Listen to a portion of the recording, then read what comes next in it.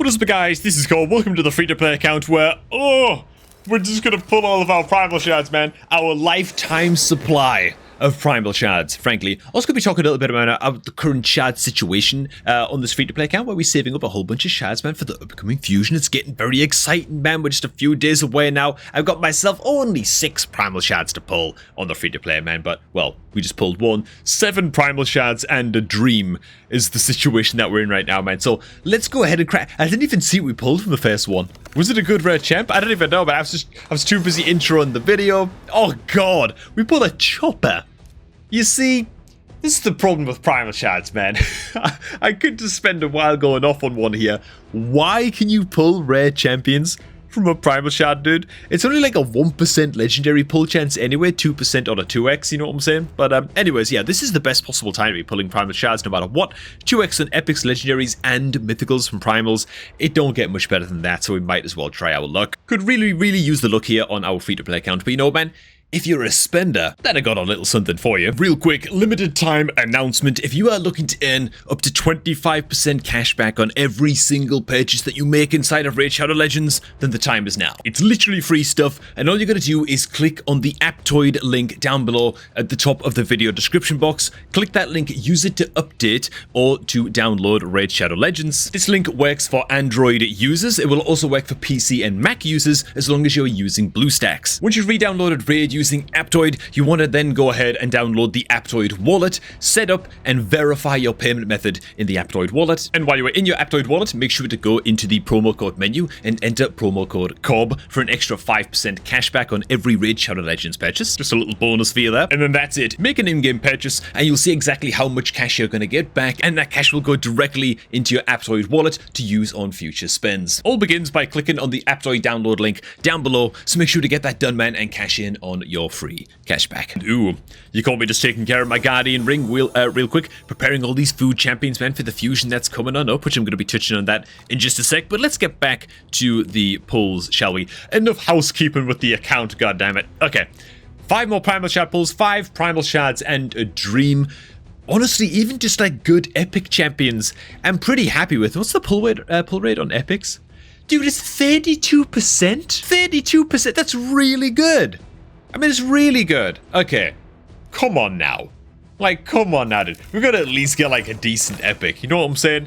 What is going on? Who are you? Stout Axeman.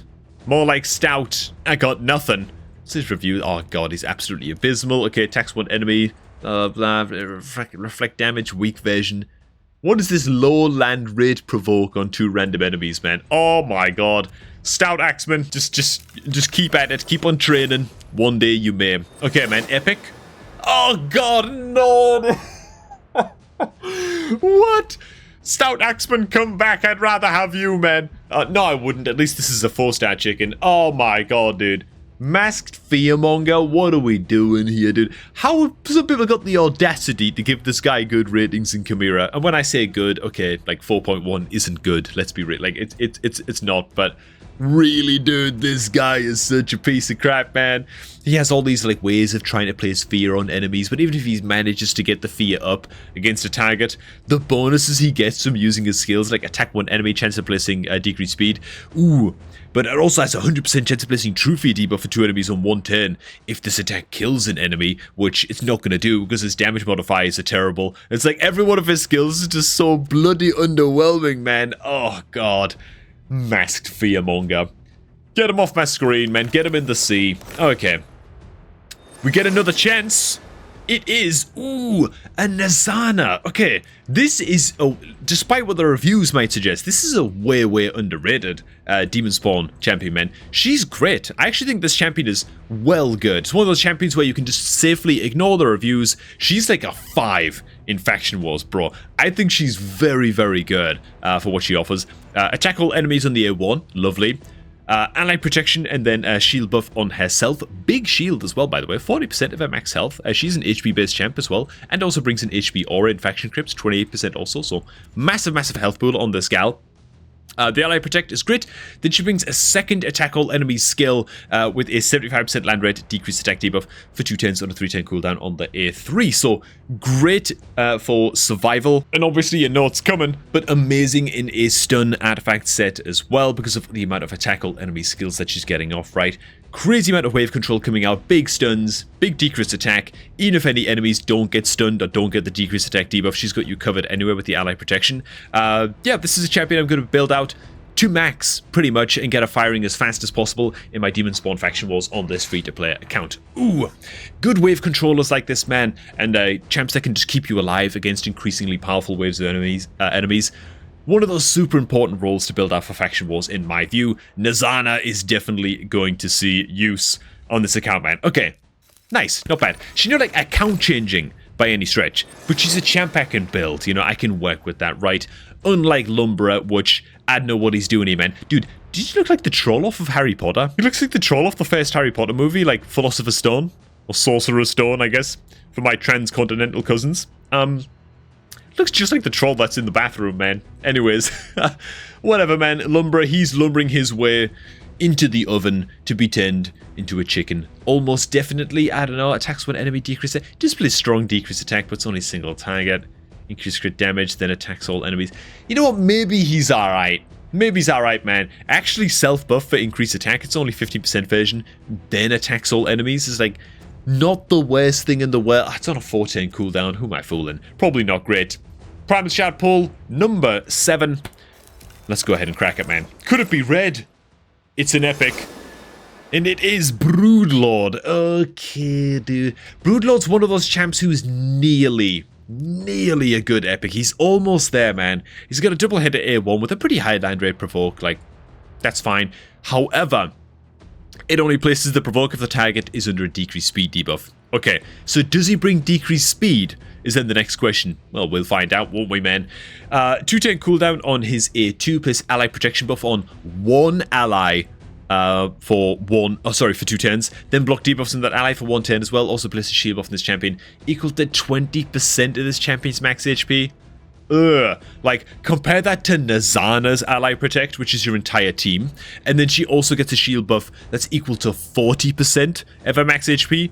You can see that Broodlord is just a piece of detritus in comparison, frankly. And then on the A3, he brings himself an attack all enemies, has a 40% chance, or rather a 50% chance booked of placing stun debuff for 1 turn.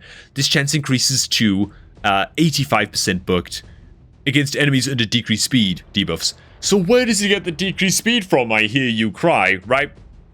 Well, it's on his passive, I believe. Whenever this champion is attacked, or whenever allies under ally protection buffed are attacked, you can only buff 1 person with ally protect, has a only 45% chance of placing decreased speed debuff against the attacker for 2 turns. Even if this was a 100% chance to place decreased speed, I still think he's bad. I don't know, dude. Like, I feel like this ally protect just needs to cover your whole team first and foremost, and then, okay, we can maybe leave this passive as it is. The fact it's only a single target ally protect is a big problem with Broodlord. I might build him out to level 50 for some use for like the AoE stun, I guess, into Faction Wars, but build him up to level 60, probably just not quite worth it. He doesn't bring quite enough in his kit as much as I like the A3. Now, I'm really tempted to just crack 1 Sacred Shard, man, because in the upcoming fusion, we've got ourselves we've got ourselves the 6 Sacred Shards that we need for the upcoming fusion, right? So technically there's a Sacred Shard going loose here, but I'm going to be patient. I'm going to go ahead and save it, right? So I've got the 6 Sacred Shards that I need. We're also going to need 50 to 60 Ancient Shards going into the upcoming fusion as well. So if you're missing any of these resources, by the way, now is the time to start to decide once and for all if you're going for the upcoming fusion. By the way, you can get away with having just like 5 Sacred Shards and 500 Mystery Shards to get through a Fusion Summon Rush event as well. And if it's your first fusion that's coming up in a few days' time, after shooting this video, and you're still not sure as to whether you can actually get through the fusion, or maybe it's your first ever fusion and you're just not sure what to expect, then stay tuned on this channel for the 5th of June. On the 5th of June, I'll be dropping a fusion plan video for the next, for the upcoming fusion champion, so that you can know exactly where you're spending your resources. We're going to be going through the fusion calendar, and so you can plan your resources perfectly and make sure that you get the fusion done. But you'll be needing about 50 to 60 ancient shards to get through the champion chase tournament as well in that fusion. If you've only got like 40 ancient shards, you might still be able to get through the champion chase tournament event in the upcoming fusion. If what you are doing is preparing fusion champions, right? If you can prepare some Broadmoor fusions ahead of time and fuse this guy during a champion chase, that's a free 350 points during champion chase, right? Same with the Rajan epics as well. If you've got any of these rare champions that you can prepare ahead of time and get these guys ready to fuse into epics during the fusion as well, then you're going to save all kinds of champion chase points there as well. It's 250 points for a non-void epic during champion chase. So again, if you're lacking some ancient shards, be preparing some of these fusion champions ahead of time if you can. Next up, going into next month fusion as well, you want to also be preparing as much silver as you can. I'd recommend going, if it's your first ever time going into a fusion event and you want to be safe, I'd say save up at least 20 million silver, at least, which means I've got a little bit of extra work to do right here, but you're going to need to be earning enough points throughout a few gear enhancement events in order to pick up fusion components, and so about 20 million silver is about enough to go into a fusion with to be safe. Now, there's a CVC coming up. It's going to be landing on the Tuesday that's coming up after this video goes live. That's a great time to go ahead into your forge and just use all of your forge materials to craft what gear you can. Even using your weaker forge materials into selling all of this gear off is a great way to make some easy silver during CVC.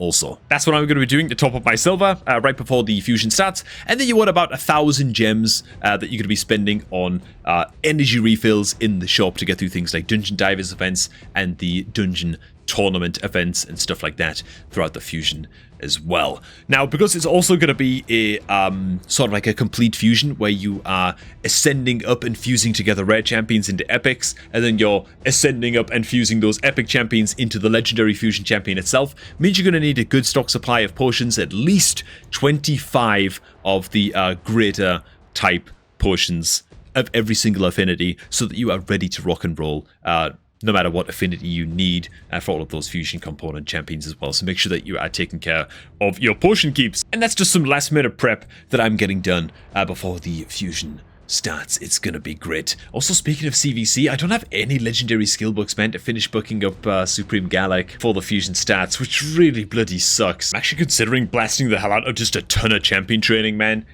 in the anniversary path, and just trying to pick up at least one of the legendary skill books in this path. I don't know how possible that's going to be if I was to start right now and start champ training like crazy on the free-to-play account, because food champions as well are going to be very, very important for being prepared for the fusion ahead of time. Also, ideally as many 3 and 4 star food champions as you can get your hands on are going to help out a hell of a lot when it comes fusion time. Let me go ahead and throw some extra guys in there.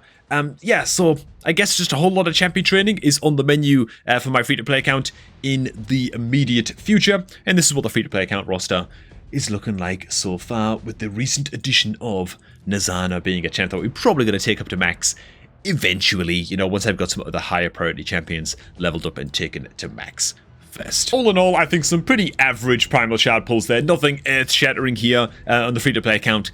But we had to go for it, you know what I'm saying? Hey, thanks for watching, guys. Hope you guys did enjoy. If you're looking to say screw it to the free-to-play life and you're looking to spend in raid, then don't forget about Aptoid. Quick reminder, make sure that you are getting your up to 25% cashback on every single purchase that you're making in Raid Shadow Legends. All you gotta do, man, is click on the Aptoid link down below. Use that link to download or update Raid Shadow Legends. Download the Aptoid wallet while you're there. Set up your payment option, verify your payment option, and then anytime you launch Raid Shadow Legends on your Android device or on your BlueStacks, you'll be getting that juicy cashback completely for free anytime you make an in-game purchase.